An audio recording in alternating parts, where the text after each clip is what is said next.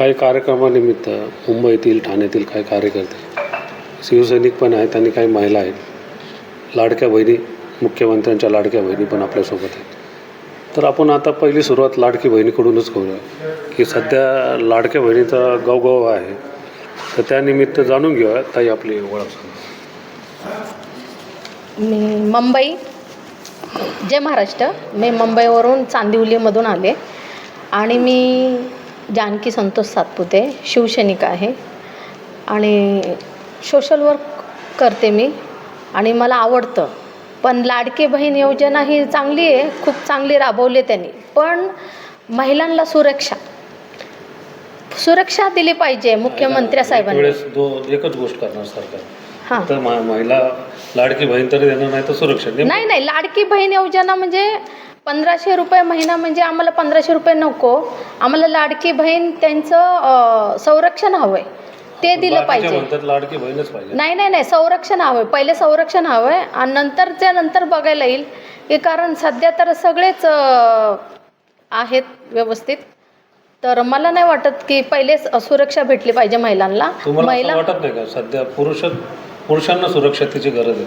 महिला असे कपडे घालतात की त्यामुळं पुरुष सुरक्षित झाला असं वाटत नाही तुम्हाला? नाही वाटत आहे, कारण पहिल्यापासूनच महिला कपडे घालतात ना. त्या विषयावर काय माझं हा जो विषय घेऊ आता. तुम्ही जो विषय म्हणता, जर तो बघायला गेला आपण पुरुषांचा विषय, जर आता काही ठिकाणी बघा महिला अर्धे कपडे घालतात, म्हणजे फालतू कपडे, एक्स्ट्रा कुठले पण कपडे घालतात.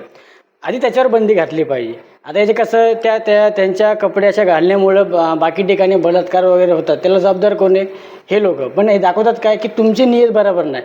जर आपण आता बघा डोळे जर माणसाला असतात, समोरच्याने जर व्यवस्थित विनय भंग होतो असं वाटत नाही का तुम्हाला? हां, यामुळं पुरुषाचा विनय भंग होता असं वाटतं का? होतो ना. का होणार नाही? कारण बघा आता समोर एखादी व्यक्ती म्हणजे स्वतःचं अंग दाखवते, शरीर दाखवते, तो का डोळ्यात बोटं घालून काय फिरणार? वाटतं ताई तुम्हाला आता त्यांनी जी भूमिका? जर माझं फक्त एवढीच एकच मत आहे की तुम्ही एकतर मला काय फॅशन वाटतं, बंद करा. हे फॅशन बंद करा हे शरीर दाखवणं.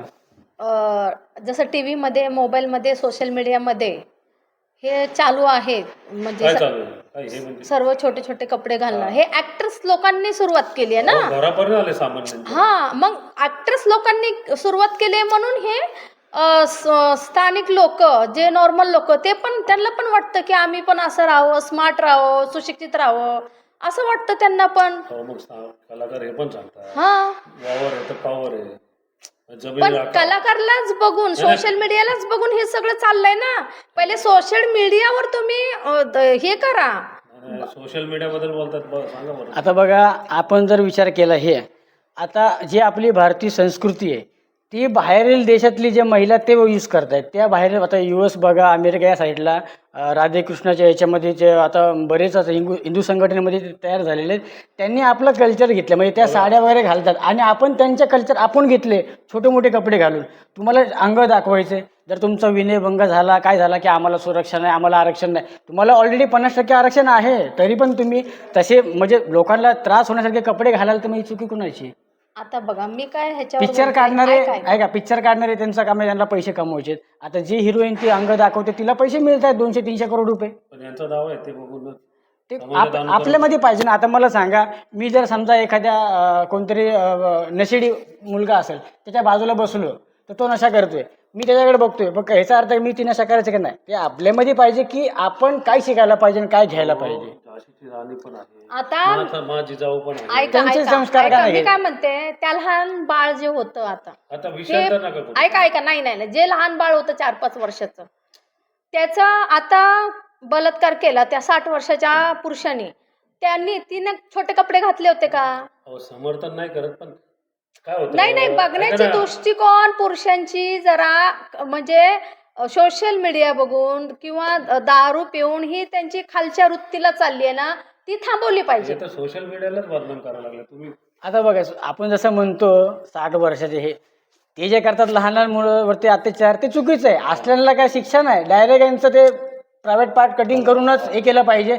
आपण काय हे नाही की बाबा त्यांचं हे होते, पण त्यांना हे अशा गोष्टी करायला भाग कोण पाडतं?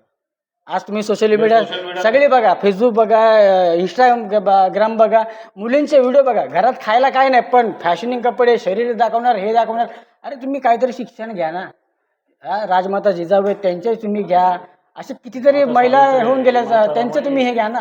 तुम्हाला ते ही हिरोईननी उघडी नाचली की अगे मस्त ड्रेस आला, ही घेऊया आपण, ही अशी नाचली. पण कोण विचार करतं का की बाहेरील गावातल्या ज्या मुली आहेत त्या आपली कल्चरसारखं म्हणजे साड्या वगैरे घालून त्या करतात, त्यांचे शरीर ते झाकणं त्यांनी झाकायला चालू केलं आणि आपण शरीर ओपन करतोय. आता समजा 2 चॉकलेट ठेवतो आपण, एक चॉकलेट उघड आहे आणि एक चॉकलेटमध्ये रॅपर आहे, तर मुंग्या कोणाला लागणार? ओपन चॉकलेटला का लागणार?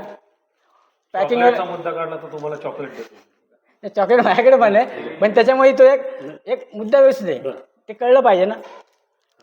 विरोध बघा, मुद्दा काय माहिती का, जाऊन द्या, हा वादग्रस्त मुद्दा आपण आणि त्या चिमुकलेला आपण श्रद्धांजली पण देऊ. आणि ज्या नराधामा आहेत, जर ताईने जो उल्लेख केला त्याला डायरेक्ट फाशी दिली पाहिजे. नाही, माझं मत आहे काय माहिती आहे का, बघा असे ज्या ठिकाणी लहान लहान मुलीवरती बलात्कार होतात ना, त्यांना जेलमध्ये ठेवून सरकारचा फुकट खर्च वाढवण्यापेक्षा ना भर चौकात त्याचा प्रायव्हेट पार्ट कटिंग करा आणि मग त्याला फासावर लटकवा. त्याचा बघून कोणाची हिंमत नाही झाली पाहिजे. अशाला तुम्ही 10 दिवस महिना जेव्हा ठेवतात. मुद्दा तोच आहे, कपडे ते तुम्ही वैयक्तिक हे नका करू, पण प्रबोधन केलं पाहिजे महिला हां की संस्कृतीला जातात. आता यांनी जसं सांगितलं की आपली संस्कृती परदेशी महिला हे करतात, अनुकरण करतात. पण राहिला मुद्दा, आता रिक्षाचा पण संप होत आहे, सगळं होतं. मराठीचा मुद्दा घेऊन शिवसेना किंवा मनसे ह्या लढतात, पण तो वास्तविक मुद्दा आहे का असं तुम्हाला वाटतं? तो मराठीचा मुद्दा घेऊन एक वेळ होती मराठीचा मुद्दा घेण्याची, पण आता ही जी वेळ होती ती मराठीची मुद्दा घेण्याची नव्हतीच. कारण मराठी माणसासमोर बघा, एका मराठी माणसासमोर 10 ते 12 पक्ष आहेत आणि जे उत्तर भारताचे आपल्या बोकांडी बसलेत त्यांच्या नजरेमध्ये एकच पक्ष आहे, तो पण भारतीय जनता पार्टी. आणि त्यांना जर ऑप्शन म्हटलं की त्यांचा मित्र पक्ष शिंदे साहेबांची सेना असेल की अजित पवार साहेबांचे जे त्यांचा पक्ष असेल, हे दोन त्यांना ऑप्शन होतं. पण मराठी माणसाला 10 पक्ष होते. मग तुम्ही कुठल्या बेसवरती मराठी माणसाच्या जीवावरती तुम्ही निवडणुका लढवता? मग घेतला पाहिजे असं वाटतं तुम्हाला? आता ह्याच्यामध्ये जे काय चालू होतं, आपण पहिल्यापासून जे हिंदुत्व आहेत ना, ते हिंदुत्वाच्या मुद्द्यावरच सगळ्या गोष्टी चालू करायला पाहिजे ना. जर घेतलं तर मग आपण लोकशाहीला नाही म्हणत, असं होतं. नाही, लोकशाहीला कसं आहे, आता बघा एक साईडला काही जण टीका करतात, मी हिंदू सोडला, मी हे केलं ते केलं, असं काही नाही. आपण कसं आहे, हाताला काम मुखात राम, हे आमचं हिंदुत्व आहे. कुठलं? हाताला काम मुखात राम, म्हणजे कामही द्यायचे. आणि म्हणजे हिंदुत्व कसं आहे, बाकीला पण सारखं हिंदुत्व नाही. हां, तुमचा उद्योग धंदे पण चालले. हां, पण याच्यामध्ये आता बघा जे आमदार खासदार आहेत त्यांनी जर काही ठिकाणी कामच केले नसतील तर लोक निवडून तरी कशाला देतील? आणि नुसतं मराठी माणसांच्या जीवावर आपण जर विचार केला तर आता मुंबईमध्ये एवढे मराठी हे होते, वोटर कुठे गेले? एवढ्या सीटा कशा काय आल्या, कमी आल्या?